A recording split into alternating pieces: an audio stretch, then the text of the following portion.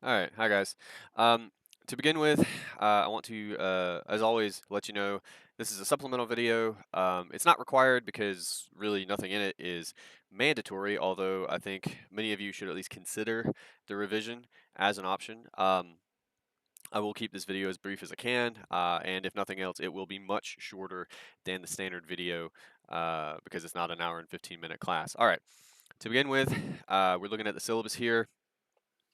This is us right there, right? That's our last class, two bibs, stuff we were doing, or at least attempted to do in class, talking about the paper that we're working on.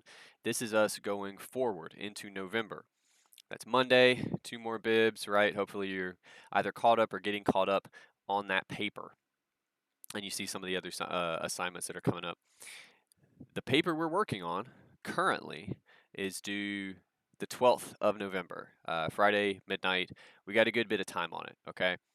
The revision, and I'm going back and forth honestly on whether or not I'll talk to you guys. I don't think I'm going to change this date, and some of you might not be in love with it. It's due the 9th, which is a Tuesday. Okay, it's this. Is it this? Yes, same week that the paper 3 is due. But again, this is the sort of thing. If you decide to revise the second paper, you'd have to. I would advise you to look ahead to your schedule, which is what I'm kind of trying to have you do right here. Look ahead on your schedule, figure out when and where you're going to get certain things accomplished, how you're going to get this done if you decide to do it. But I'll tell you right now, the reason I scheduled this due date before this one is because we're kind of just running out of semester after that. Also, I'll just let you know right now, I can't push anything to be close to that date because you guys will check out before this break. I'm telling you right now, most of you I've taught long enough to know.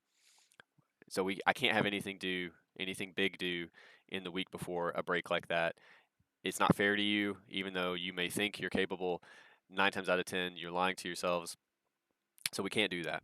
So I have it due here. We get all the big stuff knocked out. We have a little bit left to do after that, but it's a little bit easier. It's a little bit lower stress, and you don't kind of trip yourself up on some major assignment in and around that break, which is what I'm trying to avoid. So again, if you decide to revise, and I'm about to, the rest of this video is going to be sort of specific ideas about that, trying to help you with that. If you decide to revise the second paper, this is when it's due. This is when the paper 3 is due. And there will not be, I've had people ask, there will be no opportunity to revise the third paper because, again, that's the end of the semester right there. So, you know. Anyway, be mindful of that. Of course, if you have questions, let me know. But there's our upcoming schedule starting right there. And then there's the two due dates. All right, let's talk about the revision. This is, as always, a classmate's paper. I've scrubbed the names, so there's no identifying information. If you notice this is yours and that makes you uncomfortable, one, I understand that, but two, you're the only person that is aware of that fact. If you keep that information to yourself, nobody else knows, so you're safe. Don't worry about it. And again, this is for the good of everybody. Let's jump in. To begin with, I would actually like to underscore, in general, this is our introduction. This is a body paragraph, and this is a second body paragraph. It's not indented for some reason. I've taken this much because I'm going to use all of it, but I want to highlight something for you. This is a 4-page paper, right? And you can go over that. You can come in just under 4 pages. Like if you're just under 4 pages, it's probably okay. But that's the ballpark. These are very underdeveloped paragraphs, and there's reasons for that I'm going to get into. But to begin with, the introduction here, the rule of thumb I was always given, your introduction can be something like 20% of your paper, a fifth, if you like. And already, if we're saying that our paper is going to be 4 pages, I mean, you look at that introduction, it looks kind of short, right? Well, the primary reason for that, there's two, but I'm actually only going to talk about one because that really gets at the heart of the issue and the heart of what I'm asking you to do in this paper. First of all, I want you to read the introduction, so I'm going to give you a moment to pause it here. I'm gonna take a beat, go ahead and pause it and read that introduction. All right, I'm assuming you've done that or shrugged off my instructions, which is just a fun thing people do. Anyway, the introduction here, what's the problem? Well, we talk about Slaughterhouse-5, which is good. and we talk about nothing else in insofar as the texts. What is the point of this paper? Um, you can talk about masculinity, not least of which because we've done that for the entire semester for the most part. Um, but that's not the point of the paper. The point of the paper is to, as we keep saying, organize and help me understand the conversation that's taking place between your texts. So that's Slaughterhouse-Five and Jarvis, and then at least two other sources that you found. And I'm using my memory here, but I believe this student did fine on their sources. Their sources were okay, I think. But none of them, other than Slaughterhouse-Five, make an appearance in the introduction. So what's that going to mean if we do that? Well, number one, it will probably just be longer because you got to navigate those sources. You got to give me some of the major ideas from the sources that you plan on talking about in the paper, and then of course you have to synthesize them. So we might bring up Slaughterhouse-Five, but then we'll talk about what it has to, like these many other authors, right? Um, what is their understanding of masculinity is basically what we're asking. What are some of these factors? Um, you're going to have to spell that stuff out. And again, you're going to have to organize it together, get them talking. That's going to provide that synthesis we're looking for. It's probably going to give you a much more specific thesis. And I'm going to tell you what I mean now. People's perception of masculinity is ever changing, and there are many factors that influence it. We have a word for that. It's banal, right? Everything is ever changing. That's how time works. And there's always factors that contribute to that. That's how cause and effect works. Um, and again, the reason this is banal, and there's probably two, but the primary one we're concentrated on here is it's so vague, it's so general that it has to be banal, right?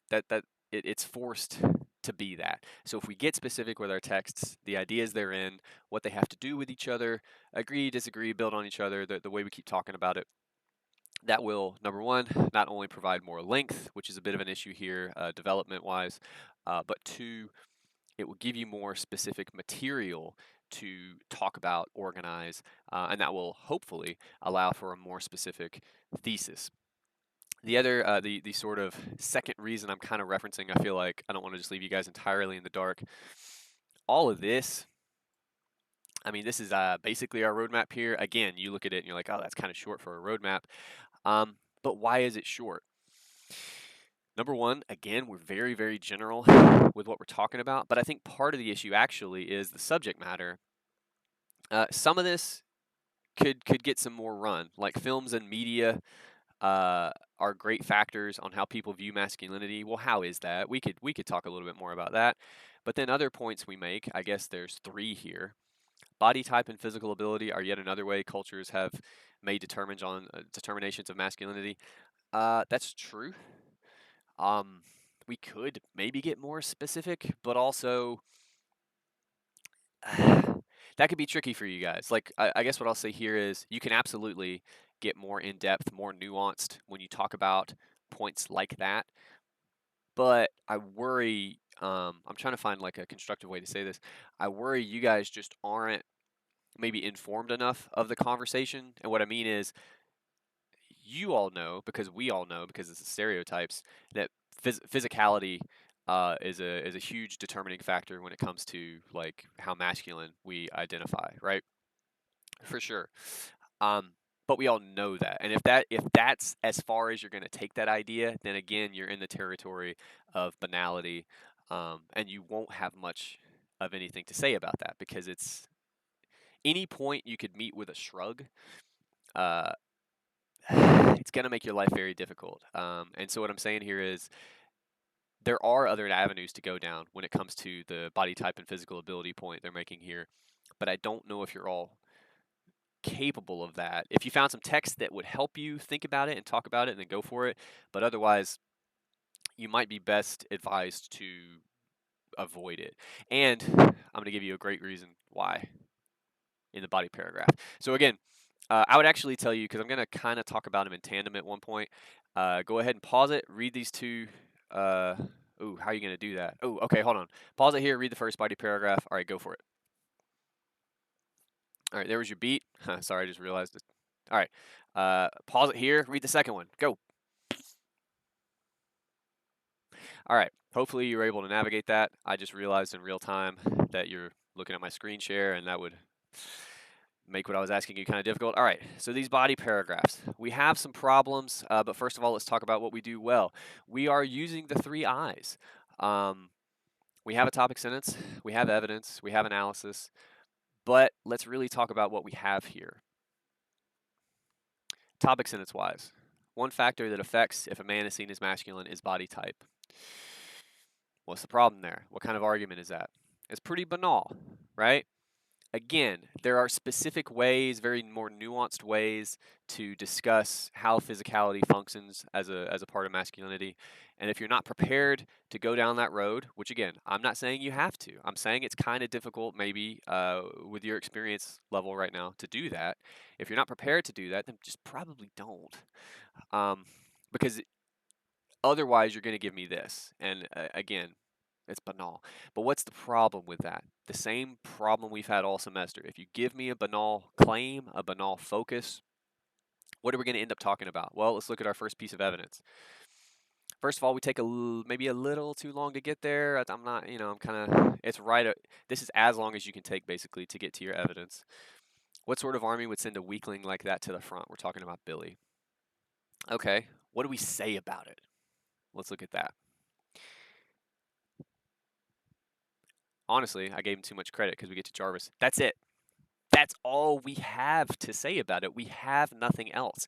What did we set ourselves up to prove? Just this, that Billy is looked at and assumed to be weak. Hey, and here's the fun part, he is weak.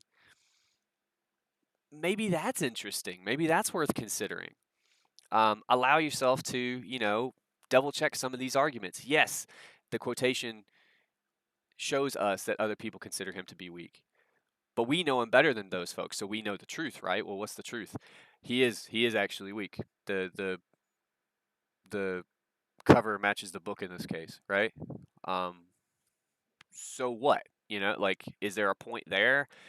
Possibly, or possibly not. But either way, what work can you do with your quotations? If this is it, if it's just Billy looks weak, I don't know that it's worth your time. Okay. Let's think about Jarvis. We set her up. This is our little bit of synthesis. I would like to see more, but if nothing else, this is a decent start. Okay, we're saying a similar idea. What is that similar idea? It's right here. He's tall and lanky. I don't know that we need that. We basically just said that in a different way earlier. He's ridiculously clothed. That's new information. Emphasizes his status as an anti-hero. It's a fitting state of embodiment for a war-damaged individual. Okay, that's way more than the previous quotation. What do we say about it here?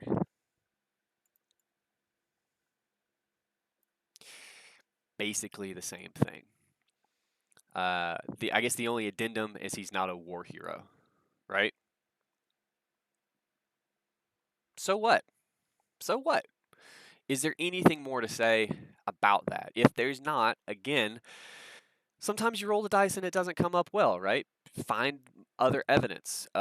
Maybe try a different idea. But if this is all you have to say about a given quotation or a given text, then it's not working for you, man. It's just not. Okay? And I'm saying this for everybody. Now, here again, they do give us a little bit more. They say he's not viewed as a war hero because of his body type. That's kind of true. First of all, I kind of worry they're misunderstanding anti-hero here. That's not exactly what, I don't think they're taking it the right way. You might want to look up that term. Billy's not viewed as a war hero during the war, although I would say no one is during the war. That comes afterward, right? And I would also, to be fair to the text, I don't think Vonnegut or Jarvis, for that matter, say he's not viewed as a war hero simply because of his body type. There's more to it than that. There's more to Billy than that, right? And lastly, interestingly, he does get viewed as a war hero, actually. Think about Valencia. Think about how she talks to him. Think about how the narrator gives us a peek into her thoughts regarding Billy. Uh, she thinks he's a war hero. Um, we don't get to see in very many characters like we do with her, but I imagine she's not alone in that. He gets elected to whatever position in that club, right? That's probably got a little bit to do with his military service. Like, people assume Billy's a war hero, actually. You could even argue in spite of his physical stature. So, yeah, there's a lot of information actually in the book that flies in the face of what we're saying here. And more to the point, my real point is we're not actually taking on the quotation. I think we have some ideas, they're not super developed in regards to physicality and masculinity in this paragraph, and we're just going to say them. We're going to pull some quotations that kind of tie in and honestly kind of don't, but all that be damned. We're just going to say our point and move on. And again, the problem is there's not much to that point. The second problem is we're not using our quotations. If you want to look up anti-hero, go ahead and do it. Uh, that's one thing we could consider. Honestly, to me, this is huge. This last bit, we don't talk about that at all. Uh, what Jarvis is saying here, Billy's actual physical body, tall and lanky as it is, ridiculous, like she says, um, is a metaphor. That's what she's saying. It's a metaphor for what war does to a person. What about that? I think there's a hell of a lot more there than just we judge men by their physical stature, right? Like, we're talking about war, what it does to the body. If we want to talk about masculinity and physical stature, well, then that can come into play when it comes to what it does, what war does to the body, specifically men's bodies in this book. Um, there's a whole conversation to be had now when we get into the details, right? If you're not actually looking at what your quotation has, many of you are falling into this trap. You're trying to quote for ideas rather than language. You're only interested in Billy's physical body. This student is interested in this. That's it. First of all, if that's all you're interested in, then we don't need the second half of the quotation. But secondly, let's talk about that. Actually look at details, right? Consider what the quotation says. Talk to me about it. That's going to allow you many more opportunities for analysis and then, of course, synthesis, on and on and on down the line. Let me look back at my notes real quick. Sorry. Oh, okay. This last, sorry, I have to basically swallow this mic. I'm trying not to cough right into it. The second body paragraph, if you need to review, sorry, I'm trying to get it on screen. If you need to review it, go ahead and pause. I'll give you a beat. Okay. So what do we have here? Already, I would hope you can kind of see a part of the problem. Our topic sentence from the jump is basically the same topic sentence we had earlier. Now, of course, that could mean maybe we just combine these two paragraphs if they're basically talking about the same thing and they are kind of small. That's a possibility. Again, though, what I would say is I never want you just pointing to one thing and saying, okay, it's just like this other thing, and it's just like this other thing, and it's just like this other thing. That's just giving me examples of the same phenomenon. I get it. Like, so what? The question is always, so what? What do we understand by holding up these two ideas next to each other? Um, do does another idea present itself when we do that, or do we see some other possibility, right? What do we have here? So again, we take, sorry about that, but again, we take just a little while to get to our evidence. Probably too long, probably. But it's not a bad quotation. The Nazis characterized these men as unmasculine shirkers, great word, and opinion on the left viewed them as disabled war victims. What do we say about it? In many cultures, masculinity is partly defined by a man's body type and physical ability. Good God, we know that. We know that. You knew that before you entered this class, right? Why are you telling me now? Why are you telling me this thing we all know? My sons know that. My son is 6. My 4-year-old tells me breakfast makes him strong. It was very cute. He told me this morning, "Breakfast make me strong, Daddy." And I was like, "Well, that's great, buddy." Like, because in our culture, masculinity is partly defined by body type and physical ability, right? So, we're not learning anything. I'll say this, your analysis could start here, okay, but it cannot end here. If this is all you have to say, try something else, just because this is not going to do it for you. But how do we do that? Say we really like this quotation because it is a pretty solid quotation. What's the trick? Well, again, where's the significant language? Where's it at? Here's one bit. Unmasculine shirkers. If you don't know what shirkers is, go look it up. Go look up what it is to shirk. Um, it's to be unresponsible. It's to abandon your post, your responsibility, what have you. Okay. And again, who are we talking about? Who's a shirker? These people that are not physically capable.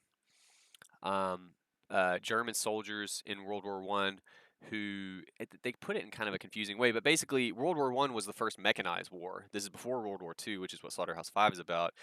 And people, in the face of like machine gun fire and artillery shells, lost their damn minds. Basically, it's almost like we haven't evolved to deal with that shit, right? Um, and so people had to deal with this on both sides. Now it's interesting we moved to Nazis. I don't. Maybe they mean World War II. I'm not. There's a jump in time here. But anyway, maybe they're talking about those. Maybe context would help here. But maybe the Nazis are talking about people from World War One. I'm not clear on that. But anyway, they're talking about those people who struggled, men, because that the only people that could serve in the early 20th century, as unmasculine shirkers. That whole phrase, not just shirkers, not just unmasculine, but the two words together. What are we suggesting there? I'll tell you what, we're not talking about their physical ability. We're really not. We might be in the second half of the quotation, but that's not what we're talking about here. What are they shirking? What responsibility are they not taken care of? What's that got to do with their masculinity? Might they, you know, be shirking some responsibility they have to masculine standards or expectations? What does it mean that we see that as a responsibility? Do you know what I'm saying? Like, that's different from just saying you're not manly. This is something that you owe somebody else. This is something that I'm trying to think of a synonym for responsibility. Like, it's a duty, you know, to shirk something. That's a deep cut. Let's talk about that. That's a missed opportunity. Same thing goes for the second half. Um, the left viewed them as disabled war victims. We could consider that. I mean, we're basically saying Nazis saw them this way, the left viewed them this other way. I mean, it's interesting that the left here, according to this quotation, is more in line with what we think today, right?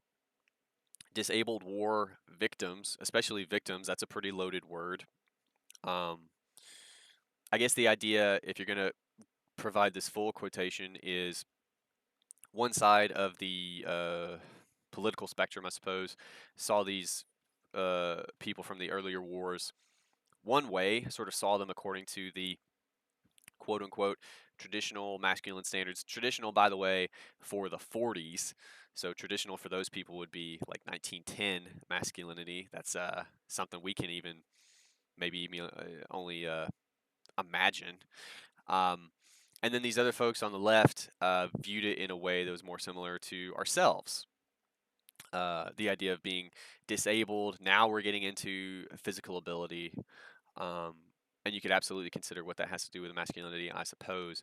But the most important word, again, here is victim. This was done to them. The first half of the quotation, those people seem to think this is a thing that these guys are choosing. You know, you're choosing to be hysterical. You're choosing to kind of lose it in the face of all this madness. The second half wants to say, actually, I think this was done to them. I think they were in these giant mechanized battles and having to navigate that. I think they just ran into a thing that's too big for any one person, and it kind of crushed them psychically and physically. Well, that's an interesting discrepancy between those two ideas. What's that discrepancy about? You know, like again, you can tease out details from these quotations. You see where those go. This particular quotation absolutely has something to do with physical ability and masculinity, but there's way more to it than just that. That's my point. So this student, they picked some pretty good quotations. They kind of never really worked with any of them. Just not really. Do that. Do that first. Work with your quotations on an individual level. Then, when you actually do that, you know, meaningfully, considering specific details, then you can move on to synthesis. Then you've got a body paragraph going. Then you can actually think about a real topic sentence that somehow gets in the conversation you've had. Because I'm telling you right now, it's got to be more developed than that. And after you do that a couple times, you get a couple body paragraphs, then go up here. Maybe take another shot at that roadmap. You know what I'm saying?